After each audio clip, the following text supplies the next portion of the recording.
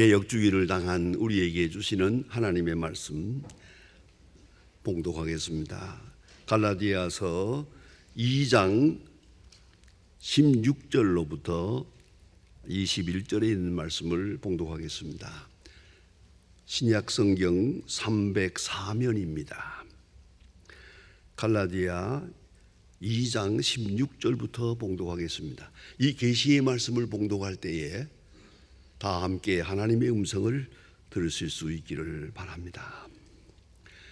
사람이 의롭게 되는 것은 율법의 행위로 말미암음이 아니요 오직 예수 그리스도를 믿음으로 말미암는 줄 알므로 우리도 그리스도 예수를 믿나니 이는 우리가 율법의 행위로서가 아니고 그리스도를 믿음으로써 의롭다 함을 얻으려 함이라. 율법의 행위로서 의롭다 함을 얻는 육체가 없느니라. 만일 우리가 그리스도 예수 안에서 의롭게 되려 하다가 죄인으로 드러나면 그리스도께서 죄를 짓게 하는 자냐 결코 그럴 수 없느니라. 만일 내가 헐었던 것을 다시 세우면 내가 나를 범범한 자로 만드는 것이라. 내가 율법으로 말미암아 율법에 대하여 죽었나니 이는 하나님에 대하여 살려 함이라. 내가 그리스도와 함께 십자가에 못 박혔나니 그런즉 이제는 내가 사는 것이 아니요 내 안에 그리스도께서 사신 것이라. 이제 내 육체 가운데 사는 것은 나를 사랑하사 나를 위하여 자기 자신을 버리신 하나님의 아들을 믿는 믿음 안에서 사는 것이니라.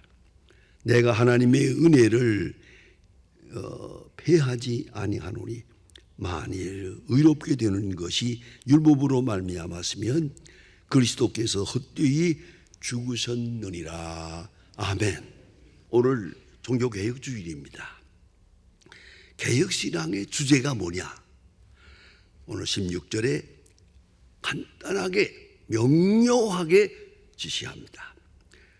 사람이 의롭게 되는 것은 율법의 행위로서가 아니요 오직 예수 그리스도를 믿음으로 말미암은 것이다. 끝. 오직 믿음으로, 오직 믿음으로. 이걸 잊지 말아야 합니다. 의롭게 되는 것은 행위로 말미암지 않습니다. 꼭 잊지 말아야 합니다. 우리가 선하게 살면 지난날에 잘못한 죄가 용서받으리라고 생각하는 그 잘못된 겁니다. 이게 구원의 큰 오해입니다. 많은 사람이 생각하는 겁니다. 그저 그동안 잘못했지만 이제부터라도 내가 개와 정신하고 바로 살면 지난날에 잘못된 거 다 용서받을 거라고 생각합니다.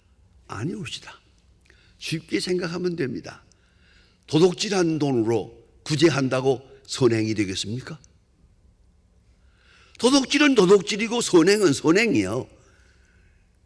도둑질한 사람이 이제 그걸 만회하기 위해서 오늘부터 내가 돈을 많이 벌어서 선한 일을 많이 한다. 그렇다고 해서 지난날에 죄가 사해지느냐고요. 이걸 잊지 말아야 합니다. 법적으로도 그렇습니다. 오늘도 부정을 하고 잘못한 사람 아무리 나라를 위해서 큰 일을 했다 하더라도 그건 감옥에 가야 됩니다. 안 됩니다. 죄를 선행으로 이것이 감해진다든가 사죄된다고 생각하는 착각이 잘못된 거예요. 그래서 사람들은 오늘부터라도 깨끗하게 정결하게 선하게 구제하고 봉사하면서 또 조금 더 나아가서는 고행을 한다고. 이제는 세상 일 다 버리고 내가 아주 불쌍한 사람들을 위해서 빈민굴에 들어가서 어떤 고행을 통해서 지난날에 내 죄가 사해질 것이라고. 그건 착각입니다. 전혀 아닙니다. 그걸 잊지 말아야 합니다. 의롭게 되는 것은 율법의 욕구를 충족해야 합니다. 죽음입니다. 죽음만이 죄를 사할 수 있는 겁니다.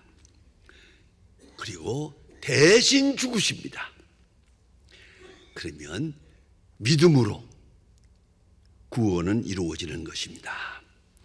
특별히 구약 성경에 보면 레위기서에 보면 많은 제사를 드립니다. 그 레위기서를 이렇게 읽어보면요, 아주 피비린내가 납니다. 그냥 한 번 한 자리에서 1000번 제사, 양 1000마리를 죽여서 바쳤습니다. 이 윌리엄 바클레이가 주석을 쓰는 가운데 이런 말을 해요. 옛날에 6월절이 되면 이 제사를 드리는데 너무나 많은 수천 마리, 만 마리 소와 양을 제사를 드렸기 때문에 예루살렘 성전에는 도살장과 같았다. 피가 강과 같이 흘렀다. 이렇게 기록했어요. 그랬을 거예요. 많은 소와 양을 제물로 하나님 앞에 죽여서 받은 죽음입니다. 죽음. 대신 죽는 겁니다. 그 죽는 역사 안에 내가 죽는 체험을 합니다. 그 믿음을 가집니다. 그 제물과 내가 하나가 되는 시간입니다. 거기에만 사죄가 있다는 걸 잊지 말아야 합니다. 그래서 마틴 루터는 그가 공부하고 묵상하는 탁장 앞에 Ich bin getauft 딱 써붙였어요. 독일어로 Ich bin getauft. 나는 세례받았다. 나는 예수와 함께 죽었다. 그걸 써놓고 항상 확인하면서 묵상했다는 거예요. 여러분, 그리스도인은 예수와 함께 이미 죽었습니다. 이제 죽는 게 아니에요. 벌써 죽었어요. 그것을 믿는 것이 종교 개혁신앙의 근본입니다. 이걸 잊지 말아야 합니다. 종교개혁의 관심은 오직 의에 있습니다.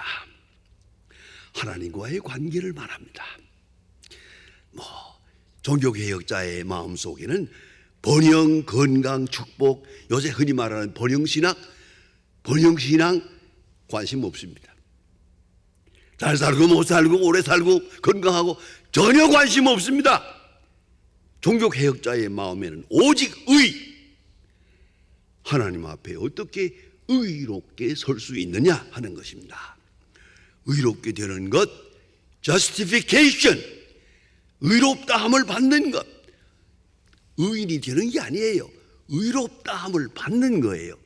의로 인정을 받는 거예요. justification, 디가이오스 은혜, 이것이 문제입니다.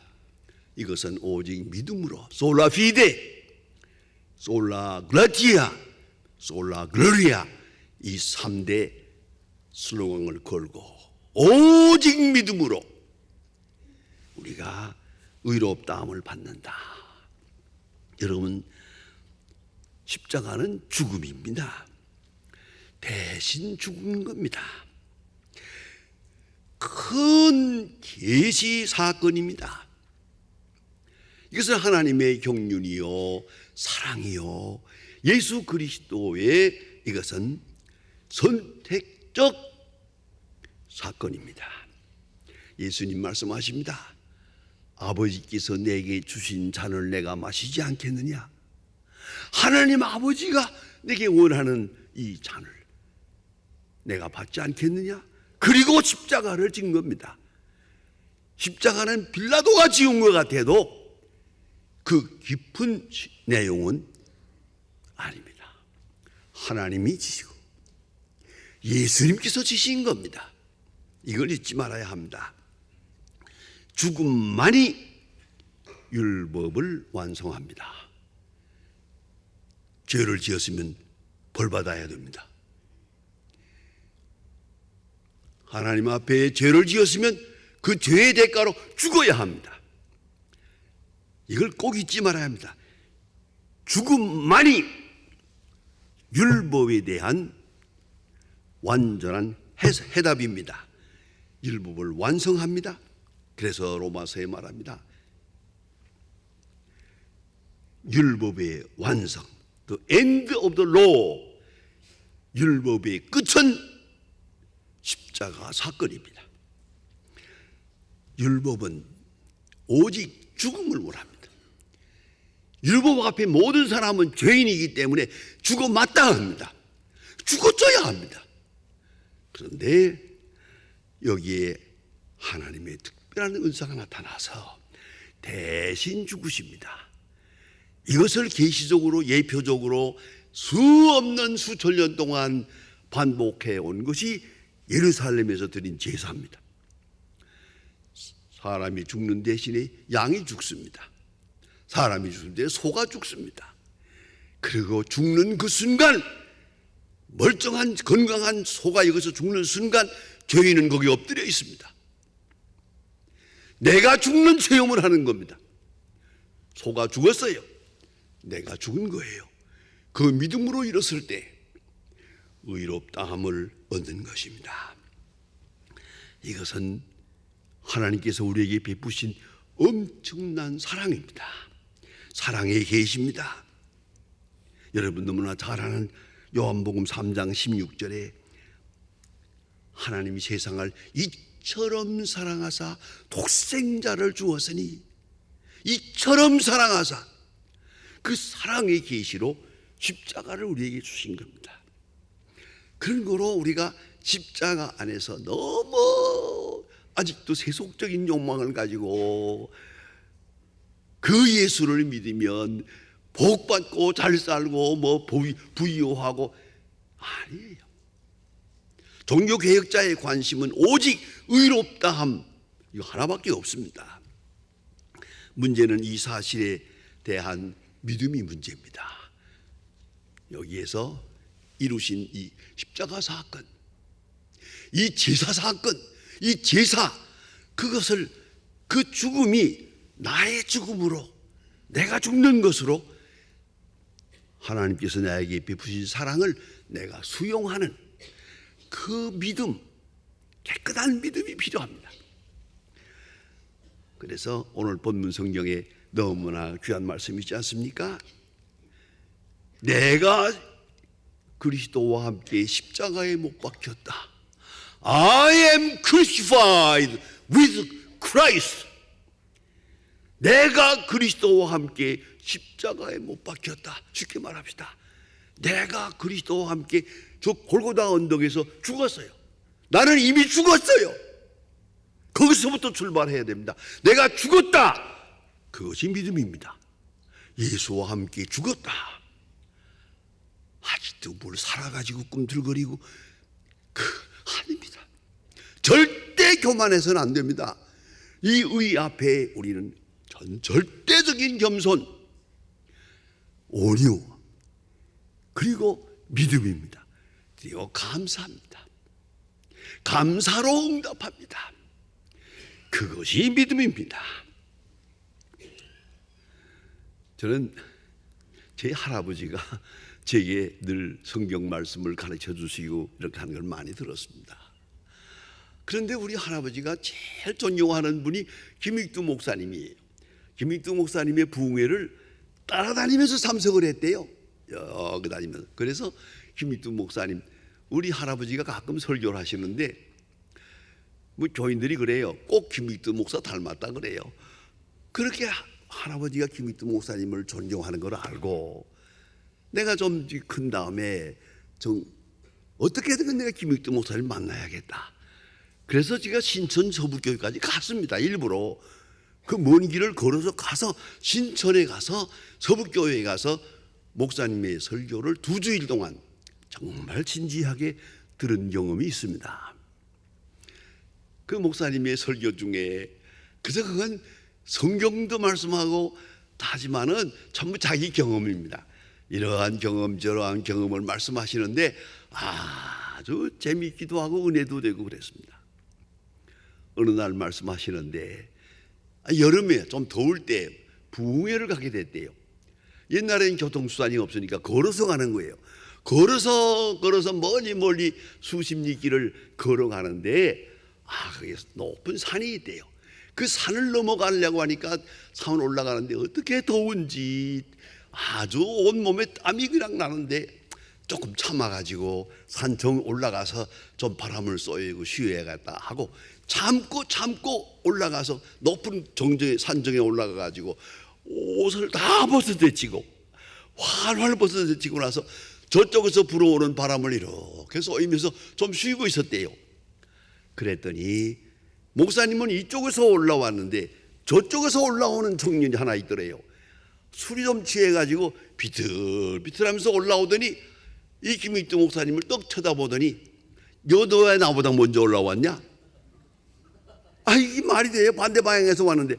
그리고 그냥 내려치는 거예요. 이리 치고 저리 치는 걸 다 맞았대요. 아무 말 없이 맞으니까 자기도 때리다 말고 또 지쳐가지고 숨을 몰아쉬면서 쉬더래요. 그래서 손을 딱 잡고 김익두 목사님이 형님 다 때렸어 했더니 다 때렸다 어때? 그러더랍니다. 형님, 예수는 내가 믿고 복은 자네가 받았네. 그거 유명한 말이에요. 예수는 내가 믿고 복은 자네가 받았네. 내가 예수를 안 믿었으면 오늘 당신 여기에 매수고 마는 거야. 끝나는 거다. 내가 김익두야 했더니 벌벌 떨더랍니다. 신천장의 유명한 깡패거든요. 그러니까 벌벌 떨면서 살려달라고 그러더랍니다. 그래서 내가 뭐라 그래? 예수는 내가 믿고 복은 자네가 받았잖아. 그렇게 얘기했다고요. 그분이 난 어떻게 하면 좋습니까? 뭐라도 걔 나 부흥회 가는 길이니까 따라와야지. 그 부흥회 따라가서 일주일 동안 부흥회 참석하고 예수 믿고 장로가 됐대요. 그런 얘기를 이렇게 하시는 걸 제가 직접 들었습니다. 여러분, 내가 죽어야 돼요. 내가 죽으면 사는 길이 있어요. 여러분, 고민도 많고 본민도 많고 문제가 많은 것 같죠? 간단해요. 나 죽으면 돼요. 내가 아직 살아가지고 꿈틀거리기 때문이에요. 그 별것도 아닌 자존심, 별것도 아닌 명예 다 깨끗이 내려놓아야 됩니다. 죽었다니까요. 벌써 죽었어. 오늘 죽는다는 게 아니에요. 벌써 죽었어요. 이것이 종교개혁자의 기본 신앙 구조입니다. 이걸 잊지 말아야 합니다. 우리가 구원론에 오해가 많아요. 그래서 이제부터라도 바로 살고 깨끗하게 살면 용서받을 수 있을까? 사함받을 수 있을까? 아니에요. 이제부터 선행을 하면 될까? 아니에요. 고행을 하면 될까? 그것도 아니에요. 내가 죽어야 돼요. 난 그리스도와 함께 죽으면 그리스도와 함께 살 것이에요. 그리스도와 함께 죽으면 로마서 6장 8절에 그리스도와 함께 죽으면 그리스도와 함께 살 줄을 우리가 아나니. 거기에 신앙의 핵심이 있는 겁니다. 내가 그리스도와 함께 죽었다. 여러분 가정에 혹 십자가가 바람벽에 있습니까? 우리 믿는 사람들은 되게 그렇게 하는데 십자가가 딱 있어요. 쳐다볼 때마다 뭘 생각합니까? 저 십자가는 예수님의 십자가인 동시에 내 십자가예요. 나는 죽었어요. 벌써 죽었어요. 그리스도와 함께. 그런 사람만이 그리스도와 함께 살 수 있는 거죠. 계시된 사랑입니다. 그 엄청난 증거를 이제 믿어야죠. 믿음으로 수용해야죠. 나는 벌써 죽었다. 그리고 그리스도와 함께 살 것이다. 확실한 믿음을 가지고 있어야죠. 그리스도와 함께 죽으면 또한 그리스도와 함께 살 줄을 믿고 오늘을 사는 것입니다. 그것이 그리스도인입니다. 칼바르트의 유명한 알키메디안 메소드라고 하는 구원론의 빙거가 하나 있습니다. 그게 유명한 얘기입니다. 여러분, 알키메디안 메소드라는 건 여러분께서 알키메디안 원리라고 해가지고 중학교 다닐 때 많이 배웠겠지만은 뭐 간단합니다. 여러분 집에 목욕탕에 있잖아요. 목욕탕에 물을 가득 채워놨어요. 그만 어쩌다가 해가지고 찰랑찰랑하게 채워왔다고 합시다. 내가 거기 목욕탕에 내가 들어갑니다. 들어가면 물이 쫙 빠져나갑니다. 얼만큼? 내 무게만큼 빠져나가는 거예요. 그러니까 예수님이 십자가에 돌아가셨다. 내 죄가 저만큼 크다는 거예요. 그걸 잊지 말아야 합니다. 내 죄의 무게만큼 주님은 십자가에 돌아가셨어요. 이게 알키메디안 월스의 구원론입니다. 그리스도의 십자가만큼의 내 죄의 무게가 있다는 것을 확인해야 되고, 나는 벌써 죽었다 하는 확신을 가져야 되고, 갈라디아 5장 24절에 있는 말씀처럼 정과 욕심까지 십자가에 못 박았다. 정과 욕심까지 십자가에 못 박았다. 그걸 잊지 말아야 합니다. 전 가끔 가다가 목회 생활할 때 좀 어려운 일도 있고 억울한 일도 좀 있죠. 나는 평안한데 우리 친구 목사님이라든가 선배들이 찾아와서 나를 위로하느라고 어려운데 이러한 억울한 일을 당하고 얼마나 어렵냐고 얼마나 고생하냐고 그래요. 그럼 나 고생 안 하는데요. 아니 지금 이렇게 어려운 일이 많다며. 아니요. 난 벌써 죽었거든요. 나는 없어요. 내 자존심, 내 명예 상관 안 해요. 벌써 십자가에 못 박았어요. 아무 원한도 없고 아무 미움도 없고 아무 후회도 없습니다. 여러분, 신앙생활이 뭡니까? I am crucified with Christ. 나는 예수와 함께 십자가에 못 박혔다. 거기서부터 출발하는 겁니다. 그게 바로 신앙입니다. 정과 욕심까지. 사도 바울은 여기에 대해서 고린도전서 15장 31절에서 말합니다. 데일리 뵙티즘. 나는 날마다 세례를 받노라. 매일 세례를 받는 게. 세례가 뭡니까? 그리스도와 함께 죽고 그리스도와 함께 사는 것이거든요. 매일 세례, 데일리 뵙티즘. 매일 세례를 받는 그런 마음으로 사는 거예요. 뭐 억울할 것도 미워할 것도 낙심할 것도 자랑할 것 없습니다. 다 예수님께 맡기고 십자가의 은혜를 바라보며 그 사랑, 그 감격, 그 은혜에 보답하는 그런 마음으로 살아갈 겁니다. 함께 죽었으면 함께 살 것이에요. 그래, 오늘 본 말씀 21절에서 우리 확실하게 읽을 수 있습니다. 이제 내가 육체 가운데 사는 것은 나를 사랑하사 나를 위하여 자기 자신을 버리신 하나님의 아들을 믿는 믿음 안에 사는 것이라. 이제는 사랑밖에 없어요. 이제는 이 믿음 속에는 사랑에 대한 응답, 감사와 감격, 그것밖에 없어요. 꼭 개혁신학 핵심 늘 마음에 두세요. 나는 예수와 함께 십자가에 못 박혔다. 거기서부터 출발하세요. 그러면 모든 문제가 다 해결될 것입니다. 그리스도와 함께 죽으면 그리스도와 함께 살 것입니다. 그 영화로운 형체와 같이 변화하게 될 것입니다. 그 은혜의 날을 바라보며 오늘을 사는 것입니다. 감사한 마음으로.